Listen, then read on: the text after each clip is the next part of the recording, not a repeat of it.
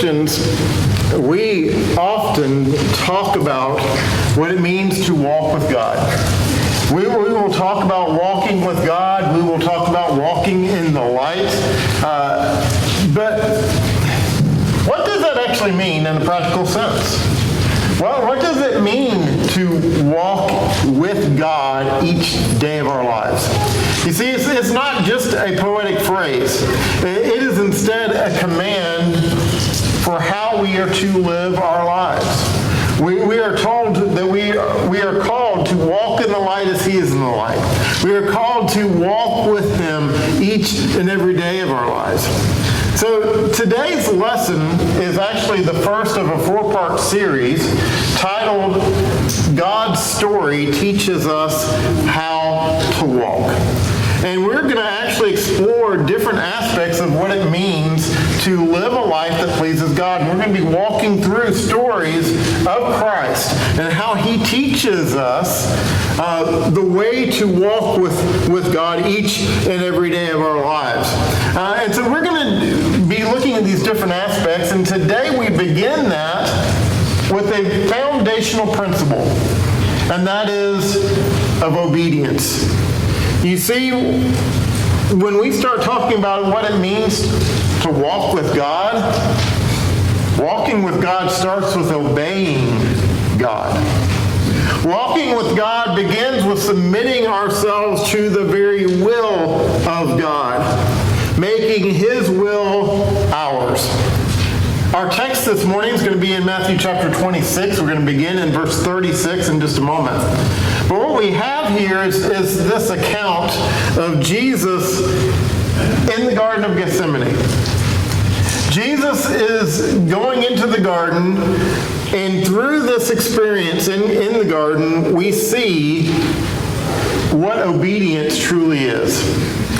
We see that obedience is not just some mindless task, but obedience is a conscious decision.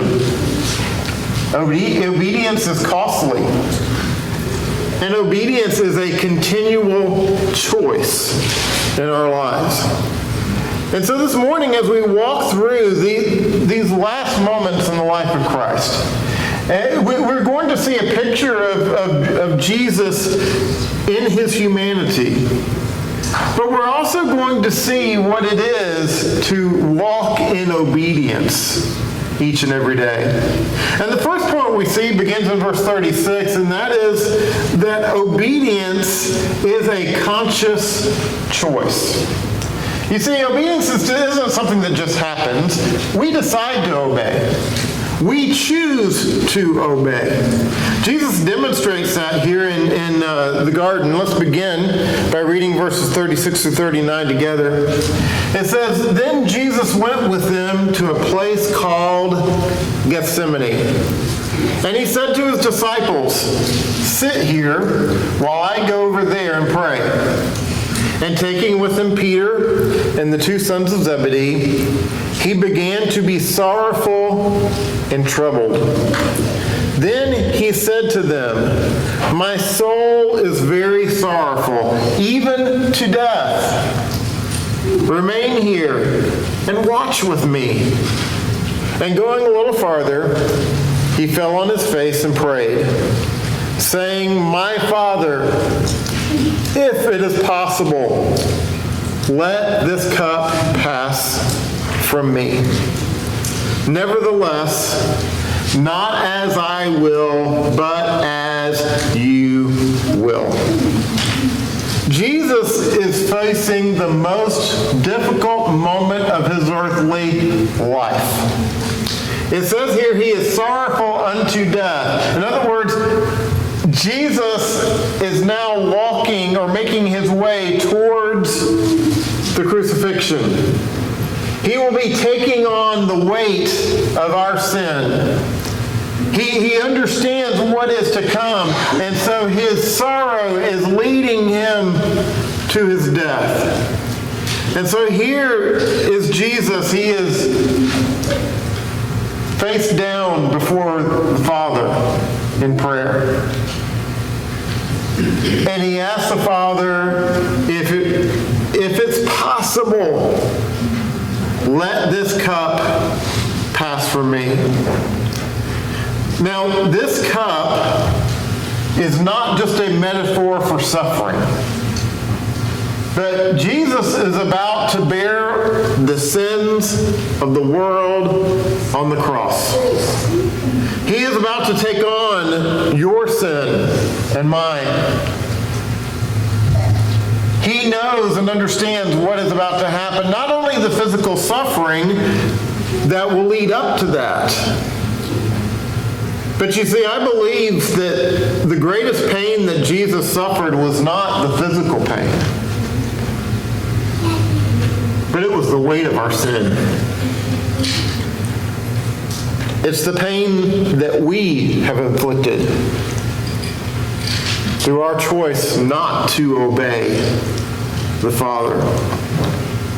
And yet, in the midst of this overwhelming agony, Jesus makes a clear and a conscious choice. He presents his will to the Father. He says, if it's possible, let this cup pass from me. But then he immediately pivots. And he says, if it's possible, but he then submits to the Father's will. Not what I want, but what you want. You see, Jesus makes a conscious decision to obey. He makes a decision to do what God has called him to do. You know, the reality is we all struggle at times with what we know in our head and what we are able to actually make ourselves do. I want you to think of a time where you've had to make a hard choice. A choice that you didn't want to make. We'll give a real simple example here. Let's just say that you have set as a fitness goal for yourself, and you have decided that you're going to get up early every morning to exercise. That is your fitness goal, right?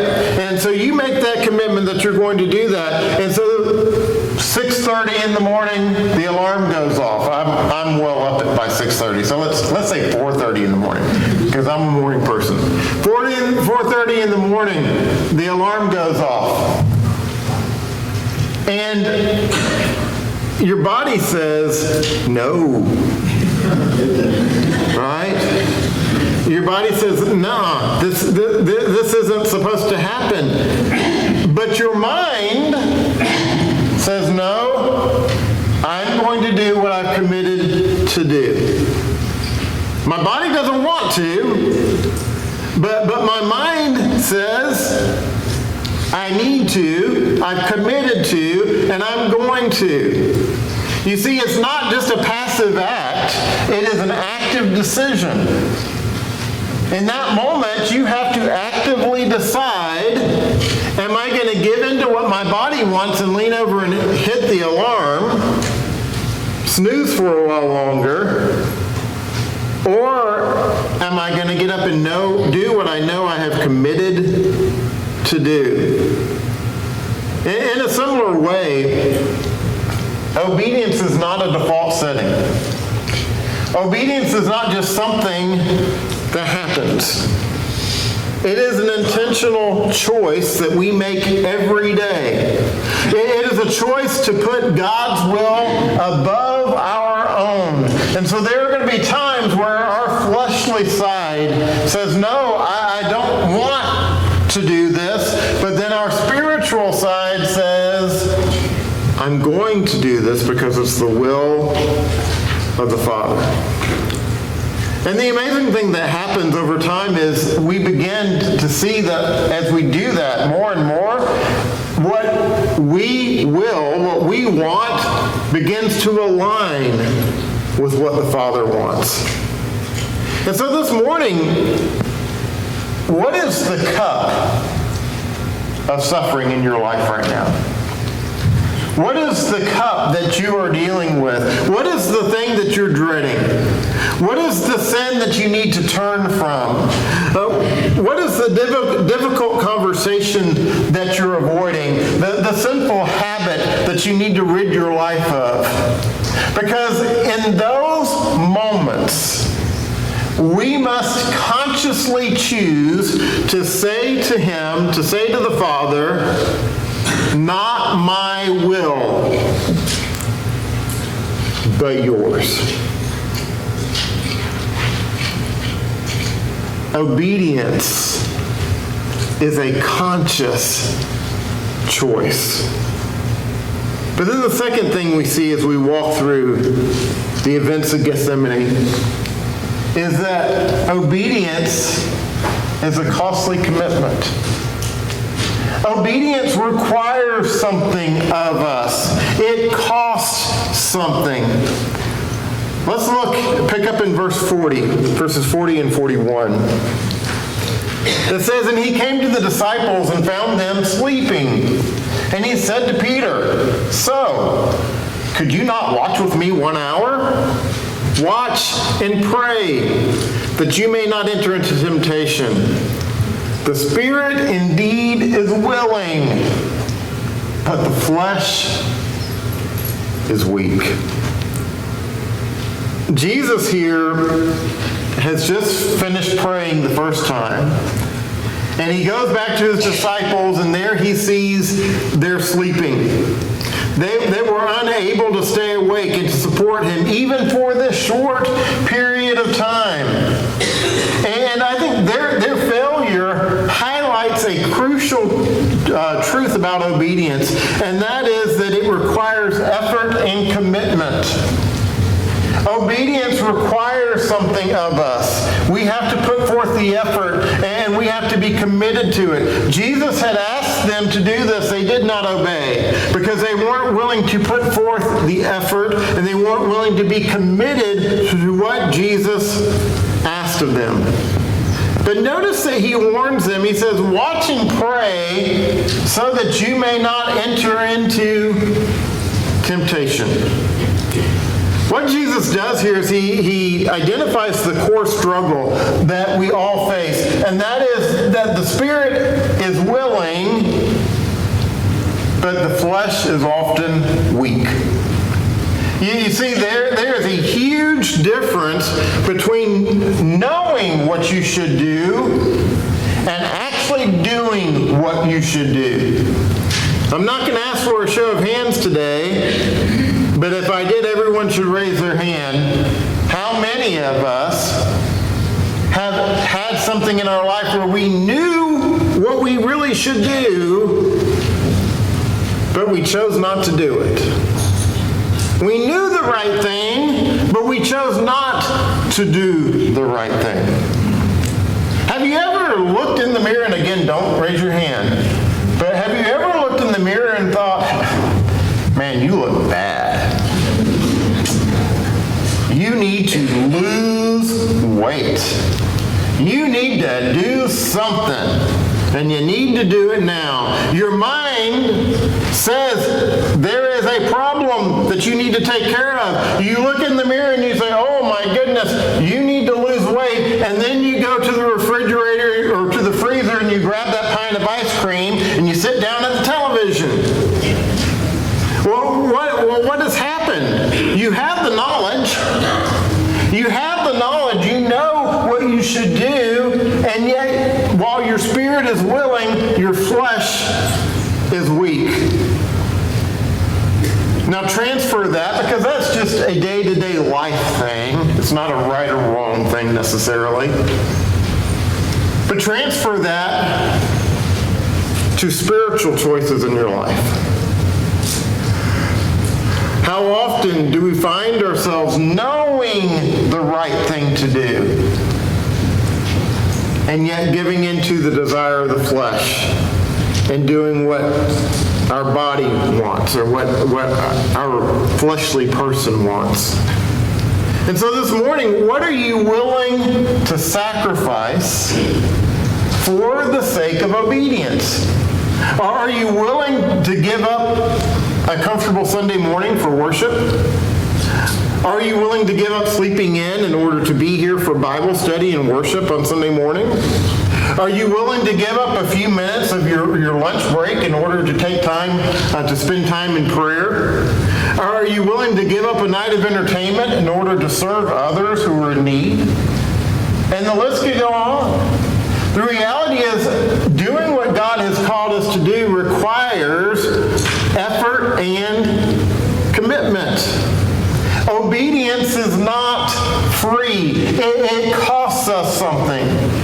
And so if we're not willing to pay the price, then ultimately, like the disciples, we are going to fall asleep on the job. We're just going to give in. My guess is that the disciples wanted to stay awake. They wanted to stay awake. They had that desire. Jesus had asked them to. We're told in another account that they were sorrowful. They were exhausted. They had gone through a lot of emotional stuff. And so I am sure they had the desire to stay awake, and yet they gave in to the flesh. Have you ever struggled to stay awake during a worship service? I'm looking out right now, see fingers. I don't know of anyone who comes to worship and says, I think I'm going to go to sleep today. I think I'm going to take a nap. None of us want to sleep during worship. We don't have that desire. And I can't tell you how many times I have stood up here, because I can see all of your faces, right? And I stood up here and I see people going,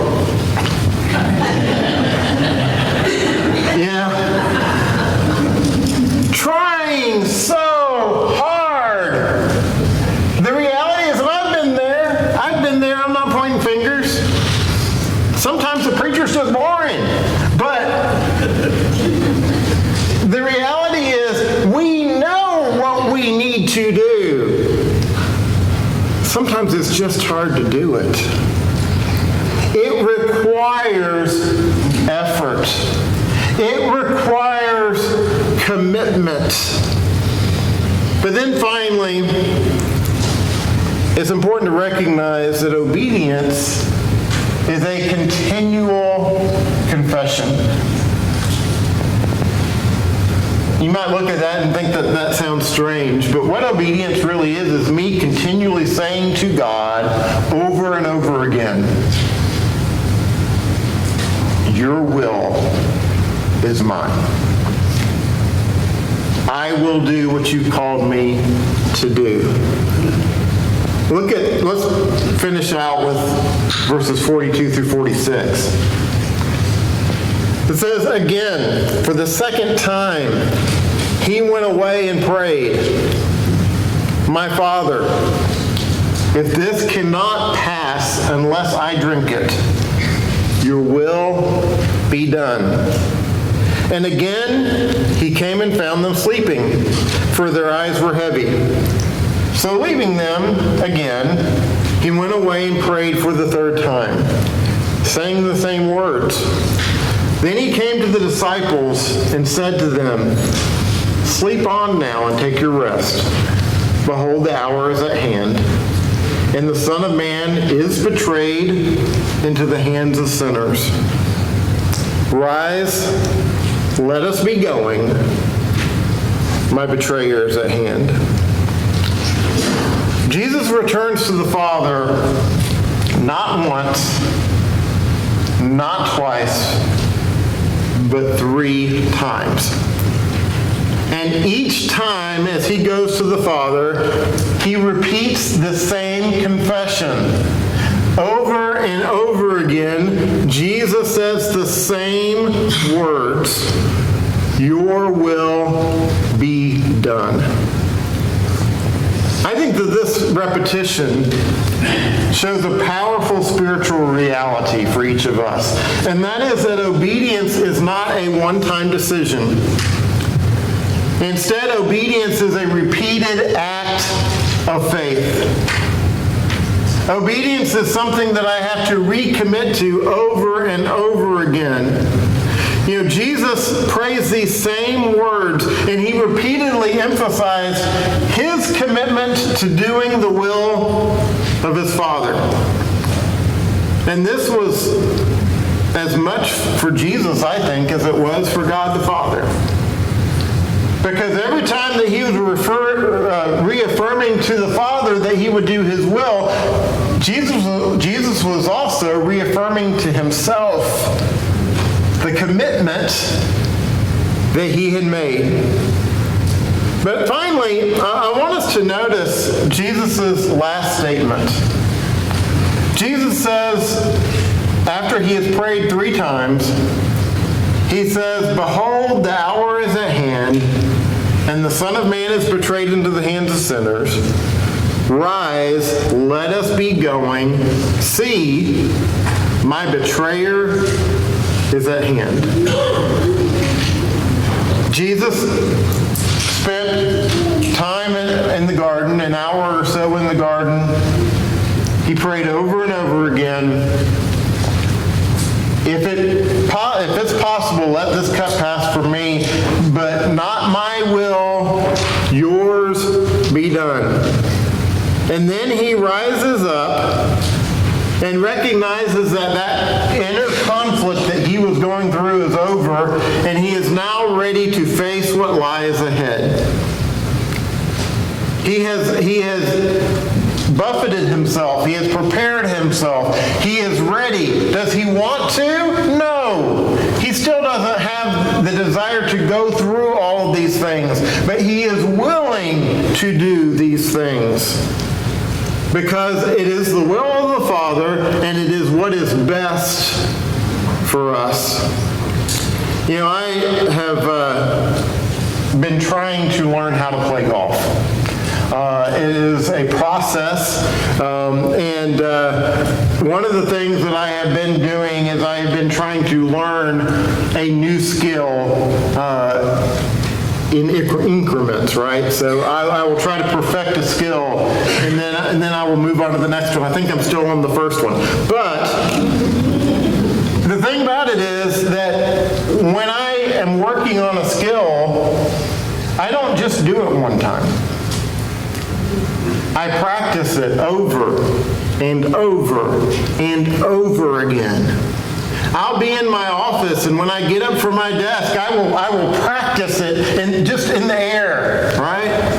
I will go over it in my head.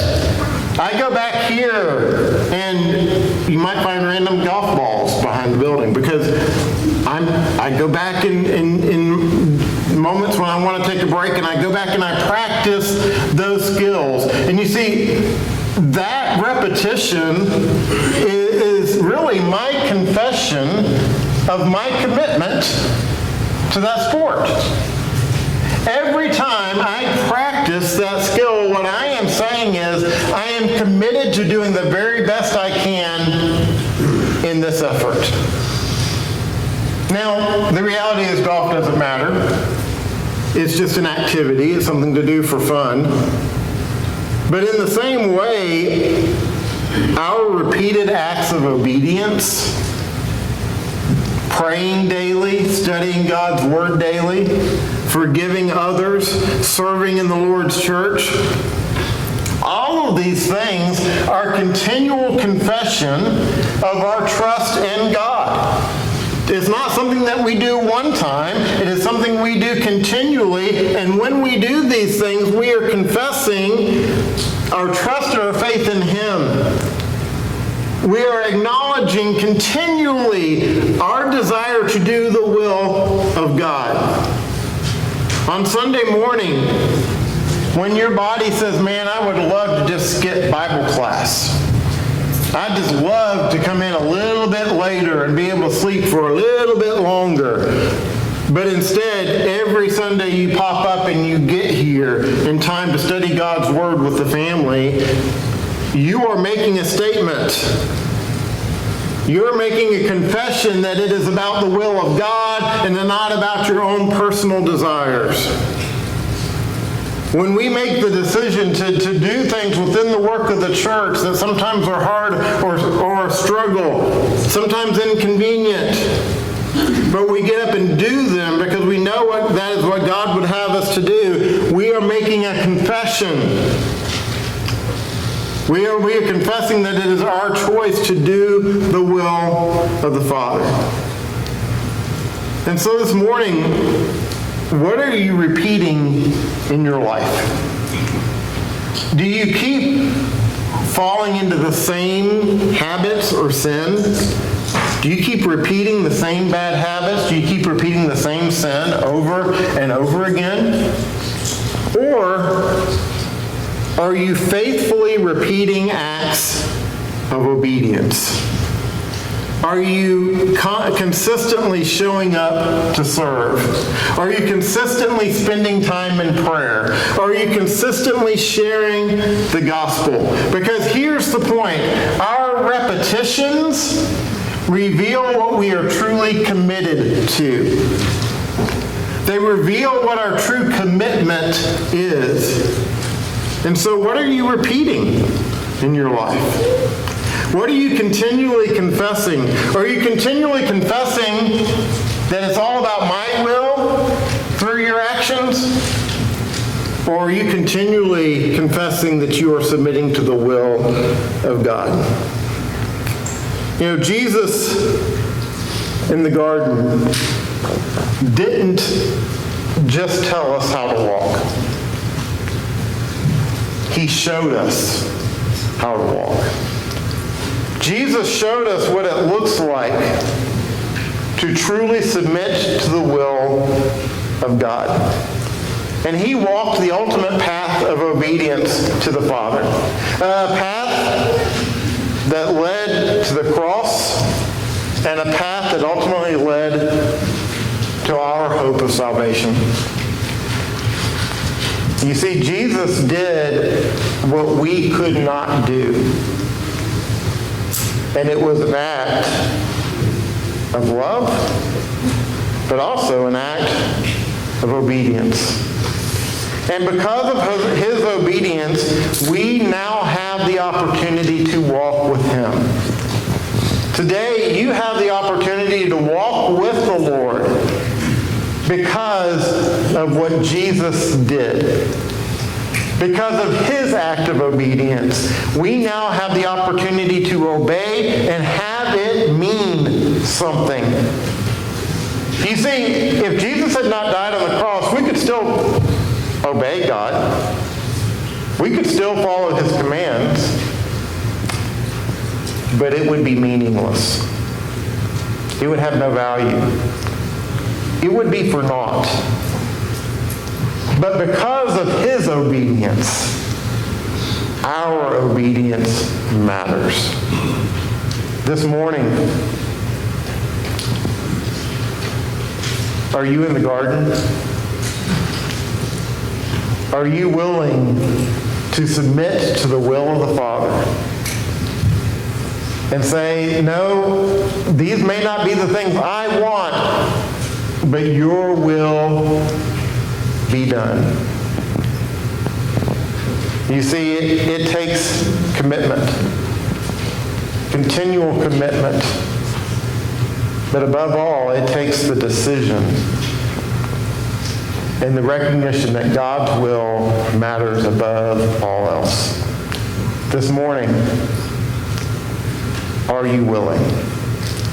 If you're subject to the invitation, we invite you to come as we stand and as we sing.